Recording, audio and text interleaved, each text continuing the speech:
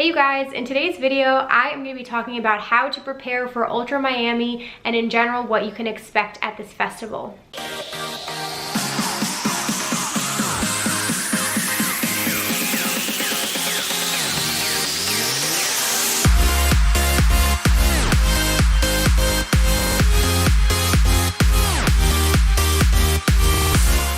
What's up you guys? Welcome to the video. If you guys are new here, my name is Kapotes. I am a music festival content creator and I also host an EDM podcast that comes out every week on Wednesdays.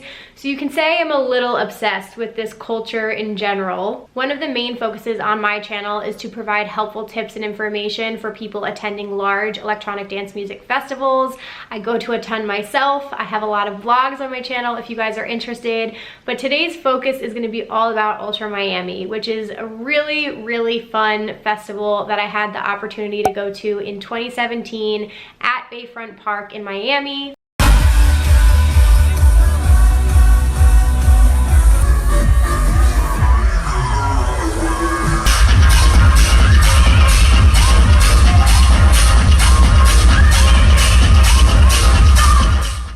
I've done a few videos on my channel. If you guys are interested, I'll link some down below on what to bring inside the festival, a beginner's guide, a comparison of Ultra versus EDC. But I did want to get one together that is a little bit more preparation based to help you guys just have a better idea of what you can do beforehand and what you can expect at the festival. So that's what we're going to be talking about today. If you guys are new here, I would absolutely love it if you would subscribe and stick around to watch some more videos, share this with your friends, and please give this a thumbs up in the end if you enjoy. And without further ado, let's just get into the video. So this is geared more towards people who might be attending this festival for the first time, but in general, I just want this to be helpful, period, whether you've attended it before or not. But one thing you can just expect about Ultra in general is that the production and the music is like top of the line, absolute top notch. There have been so many iconic music moments that have come out of Ultra, and it's just like a really special festival. And this year in particular coming up is special because they did try to move the festival last year to Virginia Key, and this year it's returning home to its location at Bayfront Park, which is where I experienced it in 2017. Ultra is primarily more of like a techno house kind of festival. They just came out with their phase 1 of the lineup. I did a review on it. If you guys are interested, I'll put a card up in here just to hear my thoughts on some of the artists and some of my recommendations. However, there are other acts that come. There are live acts. There will be some bass music artists added, and just in general, it's a diverse lineup, but it's nothing that's going to be like a heavy bass festival or anything like that. It's not really a mixed genre either, so it's not like a Lollapalooza or a Governor's Ball. It's way more electronic dance music focused, which I love. I hold a special place in my heart for EDM. So there are a couple stages that you can expect to see. Again, it's gonna be 2020. I don't know if they're gonna change anything on you. This is just based on my knowledge of the 2017 festival and then what I've seen and experienced through my friends in the other years like 2018 and 2019. So you always have Ultra main stage, which they have an incredible design every year. They always outdo themselves. It's usually major like big LED screens, and it's a really good time. Your more mainstream artists are going to be up there. The really big headliners are going to be up there. I caught some really cool acts. So main stage is always a good time. Then there is the worldwide stage, which is the one in the past that kind of looked like the little arc and you can go like underneath it. Really cool vibe. I saw Nightmare there. I saw Sunnery James and Ryan Marciano. I saw Kungs. I remember it rained one day, so we went and like hid under there, but I'll talk about weather in just a second. You have the live arena, so you will have some live acts performing at this festival, which is pretty cool. And that space, from what I remember, if they put it in the same spot, it was like a little stage, and then there was like kind of stadium style seating, so you could actually sit at that stage. I didn't see any acts there, but I walked by it a bunch of times. There was the UMF radio stage, which when I went, it was hosted by a different, I think, record label each day. Like I remember Mad Decent was one day, and I forget what the other day was, but it was really fun. It was a vibe. It was like up in the corner. It was a smaller stage on this like little hill. I saw Griffin there. Party Favor. Party Favor was fucking awesome.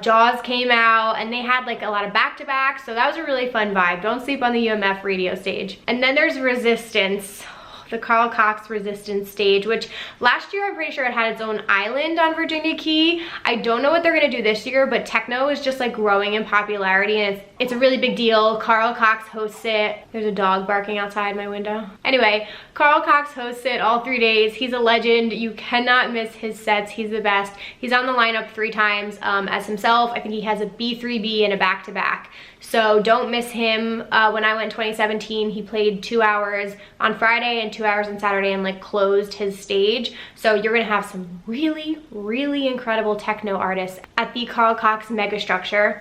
And then when I went, they took this away, so I'm not sure. They had the Resistance Spider, which was so fucking cool. That was like really, really intense, like underground and like techno music. And the DJ literally played at the top of the spider and like spit out fire, and you can go underneath it. I don't think that they had that last year. They had Resistance Island, which was like all the techno. So I'm really curious to see like what they're gonna do, but I really hope they bring back the Carl Cox Megastructure, because that was my favorite stage by far. The production was insane. I like lived in there on Friday. It was amazing. Okay, so what you can expect crowd-wise, it's an interesting mix. It's definitely an international festival, which is really cool. A lot of people will like bring their flags of what countries they're from.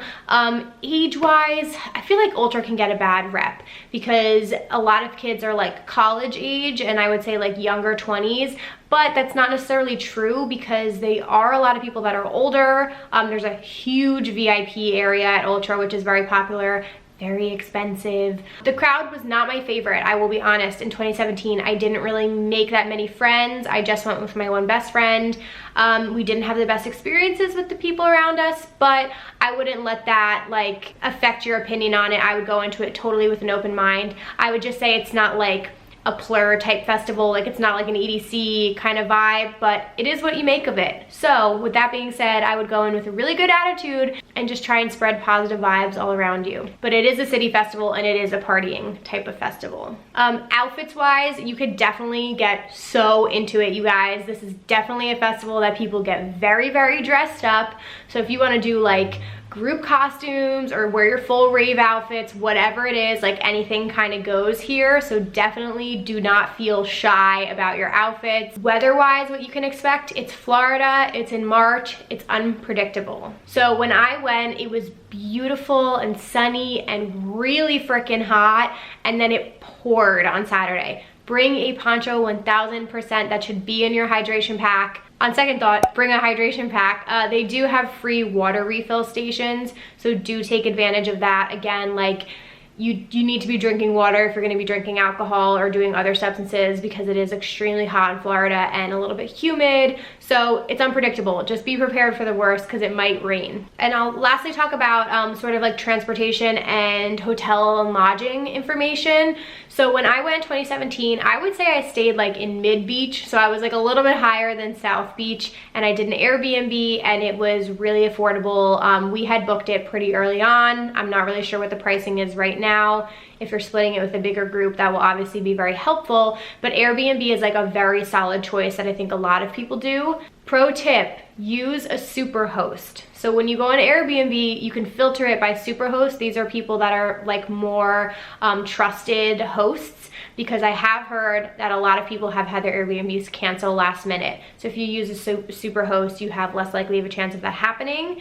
Some of the areas that I've had recommended, again, if you want to stay in South Beach or that area, you can, because you have better access to like some of the parties and the beach and all the restaurants and nightlife. It's a little bit more of a drive or an Uber, but not that much. Brickell, I don't know if it's Brickell or Brickell, sorry guys. Wynwood and Edgewater are other areas that you can look in that are closer, some of them in walking distance to the festival. You can also do a hotel. Again, we're getting very close to the festival. I don't know how expensive they are at this point, but if you can get one of the hotels that are like right around Bayfront Park and you can walk, more power to you. That would be so fucking awesome. But again, totally just depends on the experience you want to get out of it. I really liked staying near South Beach, because if you're looking for things to do Ultra weekend, there is Miami Music Week, which I'll get into in a second, which is a ton of pool parties and nightlife. There's the beach, there's lots of restaurants, clubs, bars, shopping, like all that fun stuff. around South Beach. So if you want to do some of that stuff, definitely look over there. And transportation wise, there's a couple different options. This is the one area that like I don't have the best recommendations for you guys. I would definitely go on Reddit or the Facebook group and ask people who are more local to the area. However, you can Uber. That's what I did. Ubering was not nearly as bad as I thought it was gonna be. Again, this was 3 years ago, but we Ubered from Mid-Beach to the Bayfront Park. Going there, no problem at all. I think it took us like 15 minutes maybe and was not that expensive. However, we left very early. I like to get there when the festival starts. So if you leave later in the day, that price might surge and it might take you longer and security lines might be longer. So leave on the earlier side if you just want to be safe. Going home, that's where it gets tricky. There was 1000% surge pricing if you were leaving when the festival ends and everyone is clearing out. It was pretty chaotic to try and get an Uber, so we like went out and walked a couple blocks away. So definitely be careful. I think the last night we tried to leave the festival early so that we would avoid that happening. But just be warned about that. Also, I didn't mention it, the festival hours, I'm pretty sure it goes till midnight on Friday and Saturday and it goes till 10 p.m. on Sunday. I think that was one of the things that got changed this year when they moved back to Bayfront Park. The hours were changed. And I also heard that the sound, like the level of decibels that the music can be played at, got lowered a tiny bit. So that's also interesting. I guess it was like too loud. I don't think it'll be a problem, you guys. I think it's gonna be perfectly loud enough if you're up in the crowd. Please bring earplugs for the love of God. And lastly, pricing. So tickets are crazy expensive. In my professional opinion of going to music festivals for a very long time, Ultra tickets right now on GA, I think we're over $500, which is so expensive. If they have a payment plan, do it to help yourself out a little bit. But to me, that's a little ridiculous. VIP options were like over $1,000, which is nuts. I'm sure it's a great experience, but that is insane to me. So ways you can save money obviously are on your flights, your Airbnb or your hotel and your transportation, or by splitting with a group. Food and alcohol wise, I drank that whole weekend and we definitely pre-gamed to try and help like how much we were spending on alcohol at the venue, because I was drinking like vodka Red Bulls and they were pricey for sure, but like typical prices of a music festival. And food wise, again, eat a really big meal before you go to the festival, just so that maybe you can just snack on something when you're there and you're not spending too much money on food. But I remember there being good food options. We ate dinner there every single day and like had no problem. Okay, I think the last kind of things that I want to talk about to help you guys prepare, please keep in mind that there is Miami Music Week, which is so much fun. I can't say enough good things about it, you guys. Depending on like how long you're staying, go check out some of the pool parties and the after parties that they have. It's a really great experience. I wish I did more of it when I went in 2017 because we just like didn't factor that in as much. But we did, I think it was Story. Yeah, I think we went to see Marshmello Thursday night at Story. Pro tip, buy a ticket. I do not think any of the events have been announced yet, so please go on Miami Music Week's website and check out their Instagram handle. The lineups that come out for these pool parties and after parties are even more stacked than the actual festival lineup itself. Some people go to Miami and just do Miami Music Week and don't even go to the festival. Like I even contemplated doing that last year. I was like, I just want to go and do all the parties and stuff. So fucking stacked, so stay tuned for that. Buy a ticket. I remember being online at Story for Marshmello and we had a ticket and we still had to wait on this huge long line, and there were all these people who were like walking by trying to like finesse their way in the line and see if they could get on guest lists or see if they could buy tickets at the door, and the promoters were like, yeah, no fucking way, like we're completely sold out, that's not gonna happen. So just like don't wait till the last minute to do that kind of stuff. If you can find a promoter, great. I had no luck with that, but definitely check out Instagram. And the pool parties are the best. We did a pool party. Unfortunately, we only got to see the first like 3 acts, so we didn't see like the main headliners because we left on that Sunday and went to the festival.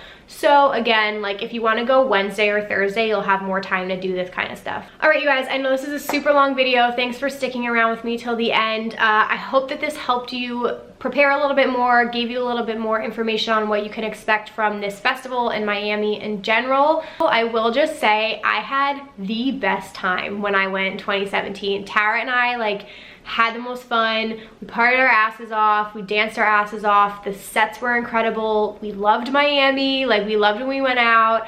And I loved it. I thought it was so much fun. Again, the only issue I had is the crowd. I didn't really make friends with people, and I didn't think people were the friendliest there. But if I went again, I would definitely like just try and work on that, and maybe go with more people that I knew. But it's a party festival. You're gonna have a great time. Definitely do pool parties and after parties. Be prepared for tricky weather. Stay hydrated. Do some events outside of the festival if possible. And really have fun with your outfits and go crazy, because it's so much fun. You guys will love it if you're going.